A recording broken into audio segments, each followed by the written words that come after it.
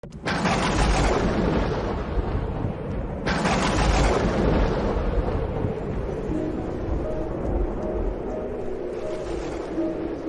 Seigneur soit avec vous. Et avec votre esprit. Évangile de Jésus-Christ selon saint Matthieu. Gloire à toi, Seigneur. En ce temps-là, Jésus disait à ses apôtres, « Voici que moi je vous envoie comme des brebis au milieu des loups. Soyez donc prudents comme les serpents et candides comme les colombes. Méfiez-vous des hommes, ils vous livreront aux tribunaux et vous flagelleront dans leurs synagogues. Vous serez conduits devant des gouverneurs et des rois à cause de moi. Il y aura là un témoignage pour eux et pour les païens. Quand on vous livrera, ne vous inquiétez pas de savoir ce que vous direz ni comment vous le direz. Ce que vous aurez à dire vous sera donné à cette heure-là. Car ce n'est pas vous qui parlerez, c'est l'Esprit de votre Père qui parlera en vous. Le frère livrera son frère à la mort, et le père son enfant. Les enfants se dresseront contre leurs parents et les feront mettre à mort. Vous serez détestés de tous à cause de mon nom, mais celui qui aura persévéré jusqu'à la fin, celui-là sera sauvé. Quand on vous persécutera dans une ville, fuyez dans une autre. Amen, je vous le dis, vous n'aurez pas fini de passer dans toutes les villes d'Israël quand le Fils de l'homme viendra. Acclamons la parole de Dieu. Louange à toi, Seigneur Jésus. Le Seigneur prépare ses apôtres, ses disciples à la persécution. Il fallait les préparer. Il fallait préparer le terrain parce que c'était très facile quand ils voyaient le Seigneur prêcher, quand ils voyaient les conséquences des prédications de notre Seigneur. C'est vrai que plus tard, ils ont vu le Seigneur crucifié. Alors, le Seigneur prépare donc les persécutions à venir. Je vous envoie comme des brebis au milieu des loups. Une brebis entre des loups, c'est le carnage, c'est chaque loup qui va vouloir sa part. Il nous envoie donc à la persécution parce que le message du Christ est un message qui dérange. Il ne nous envoie pas à la persécution pour que nous allions provoquer, non. Il nous a dit, allez annoncer la bonne nouvelle. Et en annonçant la bonne nouvelle, les conséquences seront, pour certains, bonnes, les conversions.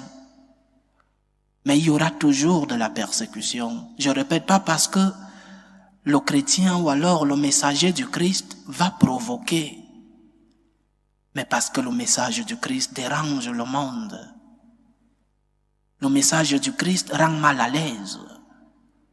Parce qu'il vient nous rappeler nos tares, il vient nous rappeler nos péchés. Le message du Christ, quand il entre dans le plus profond de notre cœur, il vient nous dire ce que tu es en train de faire n'est pas bon. Et ce n'est pas toujours bien d'accepter la vérité.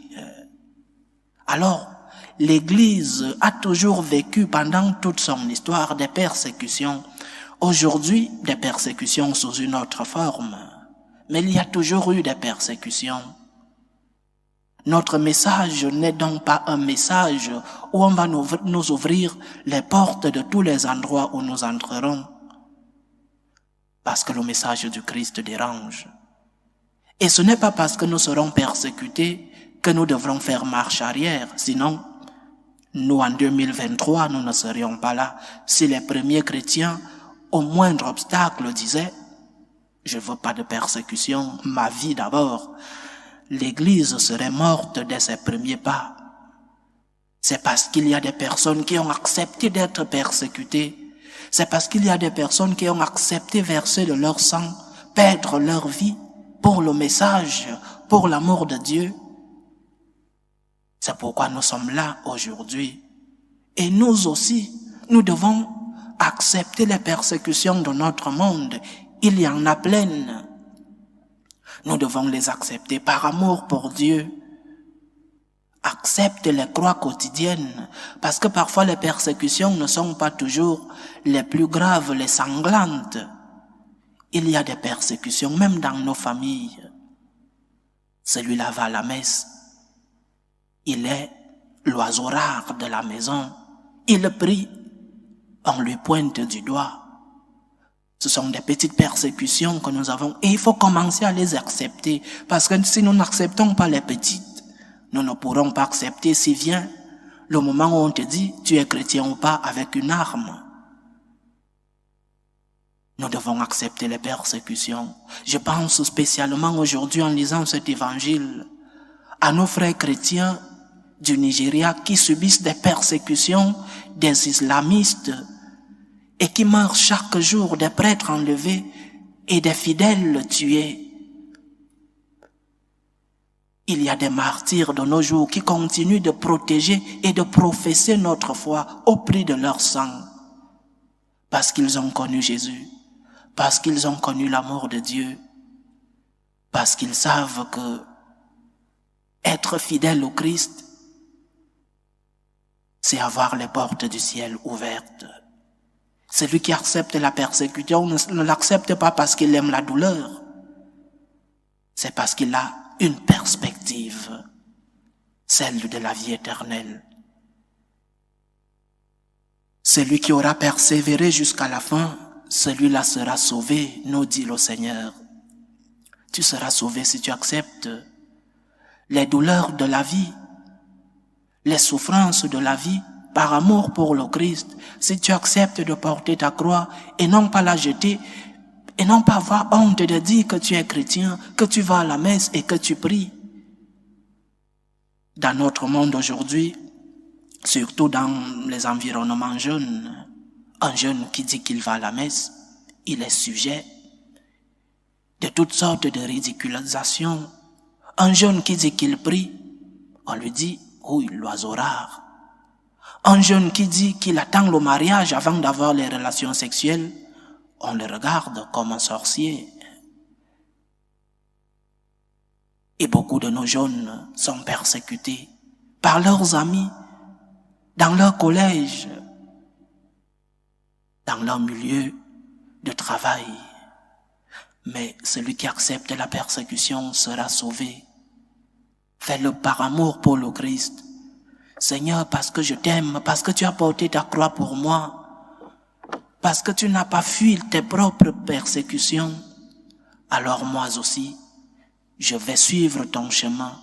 Alors moi aussi, je vais porter ma croix quotidienne. Par amour pour toi. Par amour, je porte ma croix. Par amour pour le Seigneur.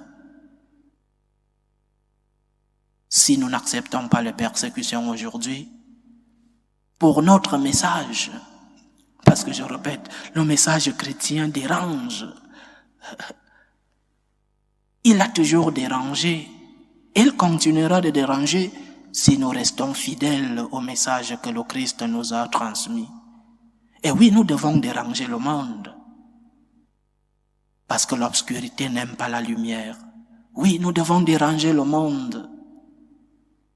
Si le monde nous embrasse, nous ne serions pas en train de faire notre travail.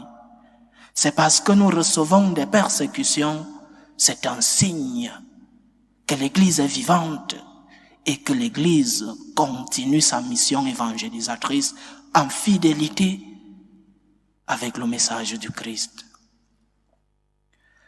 Que le Seigneur donne la force à tous ceux-là qui sont persécutés à cause de leur foi.